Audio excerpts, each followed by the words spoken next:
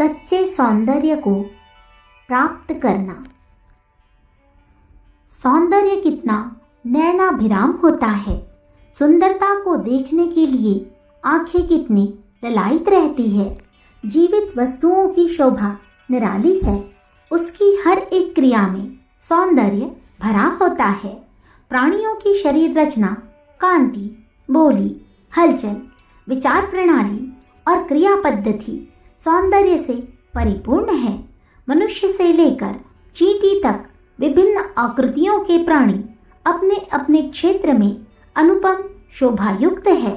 उनकी विभिन्न गतिविधियां देखने वाले को अनोखेपन की आश्चर्ययुक्त प्रसन्नता में सराबोर कर देती है। बालक से लेकर बूढ़े तक सभी में सौंदर्य है। बालक का सरल, युवक का मादक और वृद्ध का गंभीर सौंदर्य यद्यपि आकृति में भिन्न भिन्न प्रकार है तो भी अपने स्थान पर हर एक ही अनोखा है। जिन नैनाभिराम सौंदर्य को देखने के लिए हम सदा ललायित रहते हैं, वह कहाँ रहता है? आइए इस प्रश्न पर विचार करें। क्या वह शरीर में रहता है? नहीं, शरीर में स्वयं कोई ऐसी वस्तु नहीं है जो इस प्रकार का सौंदर्य प्रकट कर सके।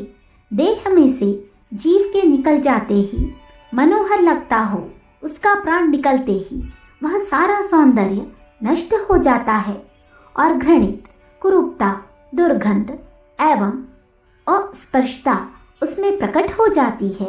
देह की घृणित अवस्था जो प्राण की उपस्थिति के कारण छिपी हुई थी, प्राण के निकलते ही खुल जाती है। मरा हुआ देह कितना कुरूप लगता है, इसे सभी जानते हैं।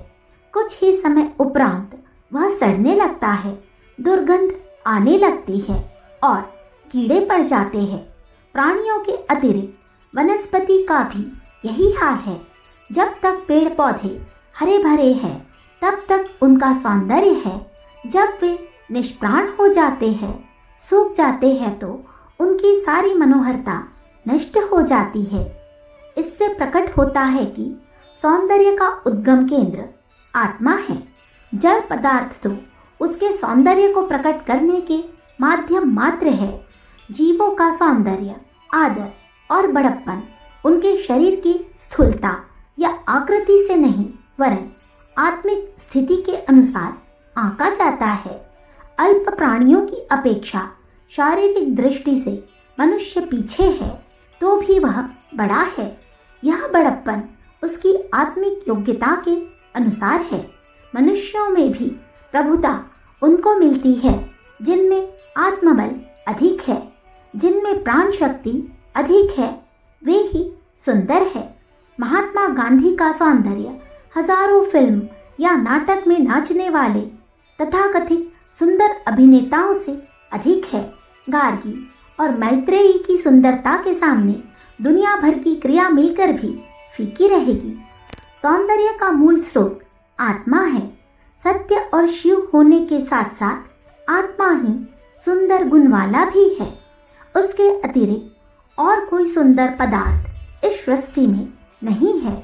जड़ पदार्थों में जो सौंदर्य दिखाई पड़ता है, वह भी जीवन शक्ति का ही दिया हुआ है। बड़े बड़े महल, यंत्र, सामान, आविष्कार प्राण शक्ति द्वारा ही निर्मित होते हैं। कुरूप वस्तुओं को आत्मा ही अपनी सामर्थ्य से सुंदर बनाता है। प्रकृति की रचनाओं का सौंदर्य भी आत्मा द्वारा ही अनुभव होता है। यदि नेत्रों में जीवन शक्ति न हो तो अंधे मनुष्य के लिए चंद्र, सूर्य, तारागण, नदी, पर्वत, झरने, बादल, बिजली आदि का सौंदर्य वृथा है। इन सब चीजों में उस अंधे पुरुष को जरा भी रस नहीं मिल सकता। इसी प्रकार अन्य इंद्रियों के अभाव में अन्य प्रकार के सौंदर्य भी अनुभव के अस्तित्व में प्रकट नहीं हो सकते। वे प्रकृति निर्मित सुंदर पदार्थ वैसे ही अप्रकट रहेंगे जैसे कि सूक्ष्म परमाणुओं की नानाविधि हलचलें सृष्टि में निरंतर अपनी विचित्र शोभा के साथ जारी रहती है, पर हम उनका न तो कुछ प्रकट अनुभव कर पाते हैं और न उनसे कुछ विशेष रस ले पाते हैं। इसी प्रकार इंद्रिय शक्ति के अभाव में वह सब भी अदृश्य रहेगा, जिसे हम प्राकृतिक सौंदर्य कहते हैं। निसंदेह सौंदर्य का मूलभूत स्थान आत्मा है। उसका अस्तित्व, स्थिति एवं इच्छा ही सौंदर्य की जननी है। जब कोई प्राणी जीवित रहता है तो अपने ढंग से सुंदर लगता है। जब किसी प्राणी की चतुरता, स्फूर्ति, चैतन्यता, विवेक एवं अनुभवशीलता अधिक होती है तो इन भावों के कारण ही अपने क्षेत्र में सुंदर दृष्टिगोचर होता है। इसी प्रकार रुचि, इच्छा और आकांक्षा के अनुसार भी वस्तुओं का सौंदर्य घटता बढ़ता है। एक के लिए मध्य अत्यंत घृणित अस्पर्श है, पर दूसरा उस पर सब कुछ न्यौछावर किए बैठा है। एक व्यक्ति वेश्या में घृणित कुरूपता देखता है, दूसरे के लिए वही स्वर्ग की अप्सरा है। पत्नी को अपना पति, माता को अपना पुत्र अत्यंत ही मनोरम लगता है, भले ही वह दूसरों की दृष्टि में कुरूप हो। आत्मा का प्रकाश जिस पर पड़ता है वही सुंदर हो जाता है। यह संसार घनघोर अंधकार के समान है। इसमें अनेकों प्रकार की वस्तुएं रखी हुई है, पर प्रकट वे ही होती है जिन पर आत्मा रूपी दीपक का प्रकाश पड़ता है। यह प्रकाश जितना अधिक पड़ता है उतनी ही वे झिलमिलाती है, सुंदर लगती है। यह दीपक जितना ही धुंधला या मंद होगा, वस्तुओं की जगमगाहट भी उतनी ही फीकी हो जाएगी। यदि आप सौंदर्य प्रिय है, सुंदरता को पसंद करते हैं, मनोरम चीज़ों में दिलचस्पी रखते हैं, खूबसूरती के उपासक है, सजावट, सफाई और खुशनुमाई के शौकीन है तो सौंदर्य की जड़ को सोचिए। पत्तों के छिड़कने से काम न चलेगा, जड़ में पानी देना पड़ेगा। शरीर, वस्त्र, घर आदि को सुंदर बनाना आवश्यक है, पर इससे भी अधिक आवश्यक जीवन को सुंदर बनाना है। अग्नि में जितना ईंधन पड़ता है उतनी ही वह अधिक प्रज्वलित और प्रकाशमान होती है। इसी प्रकार अंतः चेतना को सात्विकता से जितना समन्वित किया जाता है उतना ही सच्चे सौंदर्य का प्रकाश प्रस्फुटित होने लगता है। दीवार को पोतने और रंगने से वह अच्छी दिखने लगती है, पर मनुष्य दीवार से अधिक है। वह श्रृंगारदान की सजावटी पेटी के आधार पर ही सुंदर नहीं बन सकता। भीतरी सजावट से मनुष्य शोभा को प्राप्त होता है। ज्ञान से, विद्या से, ब्रह्मचर्य से, संयम से, व्यायाम से, पुरुषार्थ से मनुष्य स्वर्ण के समान कांति में बनता है, पर उस कांति में भी तब चार चांद लग जाते हैं जब सद्गुण, सद्विचार, सद्भाव और सत्कर्मों द्वारा आत्मा की दिव्य चेतना को प्रदीप्त किया जाता है।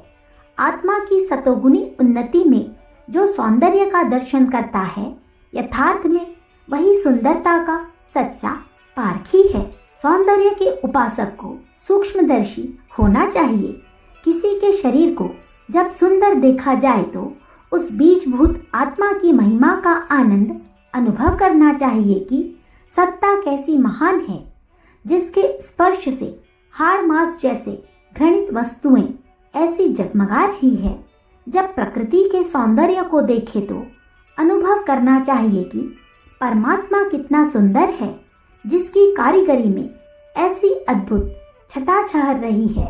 सृष्टि के सभी पदार्थ अपने अपने ढंग से सुंदर है।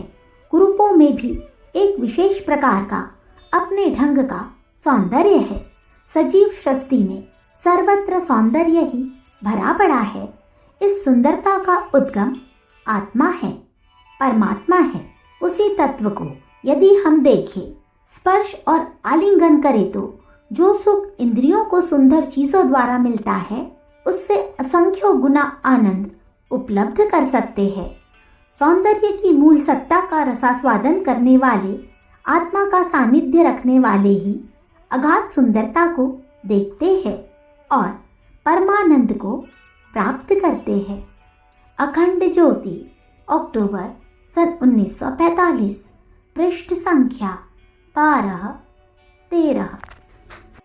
हमारे YouTube चैनल विचार क्रांति दूत अखंड ज्योति पत्रिका को सब्सक्राइब करें एवं अगली वीडियोस प्राप्त करने के लिए बेल आइकन दबाएं। धन्यवाद।